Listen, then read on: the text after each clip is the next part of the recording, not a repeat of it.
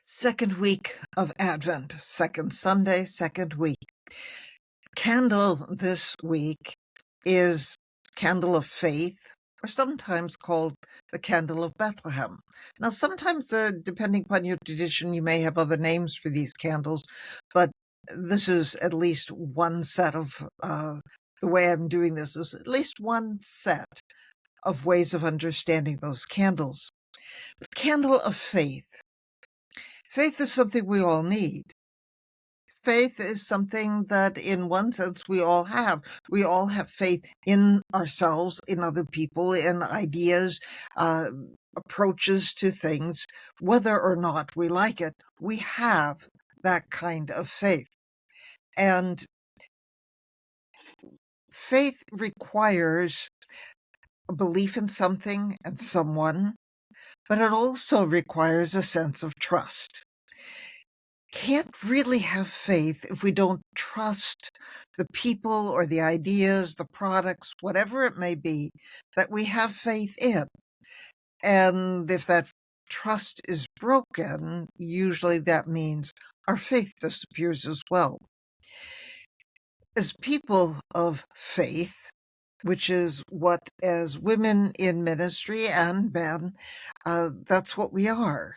And that means we have faith in God, or sometimes people call it spirit or universe. But however, whatever name we use for that which is greater than ourselves, we have to have faith that what is promised will come to pass. Part of the typical reading, or at least if for those who follow the 3-year cycle of the Revised Common Lectionary for the second Sunday of Advent, is from the prophet Micah, talking about the coming of the Messiah to Bethlehem. And that's why it's called the Candle of Bethlehem, or the Bethlehem Candle, thinking about the promised Messiah coming to Bethlehem. And the first candle is about hope, the hope that what is promised will come to pass. And now the faith that what is promised will come to pass as well. As leaders in faith, we proclaim this message. We share it. But do we always believe it? And that's a tough question. A question that can make us uncomfortable, because sometimes we may not believe or question that belief. And one of my favorite comments or quotes is from the Reverend, I think also doctor, I don't remember if he's got a doctorate or not, Frederick Buechner, in his book Wishful Thinking. It's a theological ABC, and he defines a lot of words. And one of the words he talks about is doubt. Now, I always grew up thinking of doubt as something very bad. You're not supposed to doubt if you have faith. But part of his definition for doubt, which is longer than what I'm going to share, is that doubt are the ants in the pants of faith. They keep it alive and moving. That may not be an exact quote, but it is pretty close to exactly what he says in his book, Wishful Thinking, about doubt. Doubt is the ants in the pants of faith. Doubt is not the opposite of faith. It's questioning. It's raising concerns. It's raising the idea, well, this has been promised. We may not see the fulfillment of that promise at this point in time, but we still hang on to that and think, is this really true? Can we trust this? Doubt is not thinking small, in my understanding of that. Doubt is asking, can we believe in how big this is? Doubt is opening ourselves up to something bigger than what we see, bigger than what is now. Doubt's opening ourselves up to the bigger possibilities of faith. As we go through this week and think about this time in the church year, it's December, as we talk about this and as I record this, doubt, there are many reasons to doubt. There are many reasons to lose faith, too. We don't see everything come to pass that we think should be.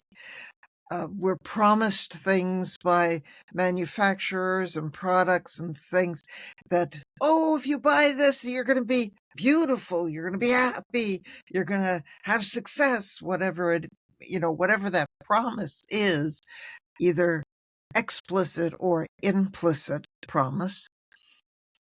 And then we unwrap the gifts at Christmas and, oh, it's great for a little while, but it doesn't really deliver. And so there's many reasons for us to lose trust and to lose faith. And the same thing goes for those who promise things for government, who are entertainers, even for us as faith leaders. Do we always deliver on what we promise? No, because we're human beings and we fall short. And that is one of the struggles with faith. Does God fall short? Do we continue to hold on when we don't see the evidence, and sometimes when the evidence seems to point in all the other directions except for the fulfillment of what we believe in faith? And part of what we believe about faith is about God's love, God's grace. And we don't always see that love. We don't always see our world as very loving. In fact, many times it's just the opposite of that. I know of someone who, older individual, older than myself even, who complains, still reads a daily newspaper and complains that the only thing that's in there is all bad news. And that's true. There is a lot of bad news. Whether you watch news on television, get it online in social media or some other platform, whether you read a newspaper or a magazine. There's a lot of stuff that causes us to question, raises concerns and doubts, raises some fears, perhaps, too. And can cause us to lose faith in the people, the government, the systems that are around us. And then we have other struggles. But none of those is God. None of those is about God's love and God being faithful and delivering on what God has promised. And as people of faith and leaders in the faith community, it's up to us to help people see that difference, that all of those other people there, they do not determine what God does, in spite of what they sometimes say, including other faith leaders. They don't determine God's love. They do not determine the extent of God's grace. They are not the answer. I am not the answer. You are not the answer. God is the answer. We are called to deliver the message, yes, and to remind people always that God is the answer. So what's there for us? There are times when, as faith leaders, we struggle with our own doubts. Mother Teresa was known to have doubts about what she was doing and about God's grace in the midst of that. And yet she kept continuing her mission and her ministry. And that's what we're called to do too. In the midst of the struggles, in the midst of our own questions, in the midst of our own doubts, which are the ants and the pants of our faith, that keep us awake and moving, that keep us looking and digging deeper into Scripture, not just listening to what other people say, but digging into the Scripture itself to hear God's promise, not to say what God promised back then defines now in the same way, but what does that message mean now? What is it for us today? What is the hope and the faith that we can bring for ourselves, for one another, for the people in our faith communities, for the people around us? How can our faith help us to see the bigger picture, to keep us from thinking small about who God is and what God does and what God promises and what God will deliver on? Advent, a time of preparation, preparing for God to come again, remembering God's coming in the past, acknowledging how God is here in the present. That's where our faith lives, in the present, as well as what God is yet to bring to us. How do we see God delivering on the promises now? Sometimes we have to look pretty hard. That's true. But God is here in the present. That's part of the promise of Jesus. Emmanuel, God with us here and now. A baby born in Bethlehem, a very unlikely place for God's promise to come to be.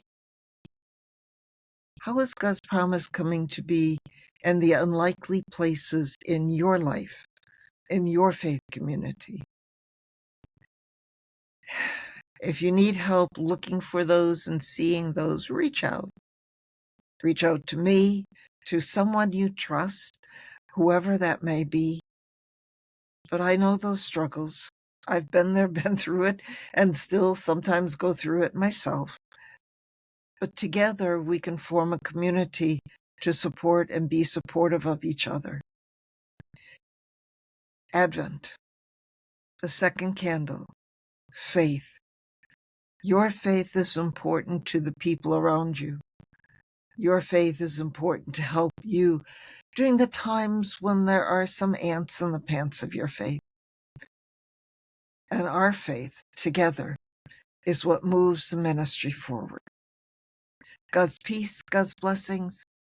Until next Sunday with another look at Advent preparation and what God is up to here, now, past, present, and future.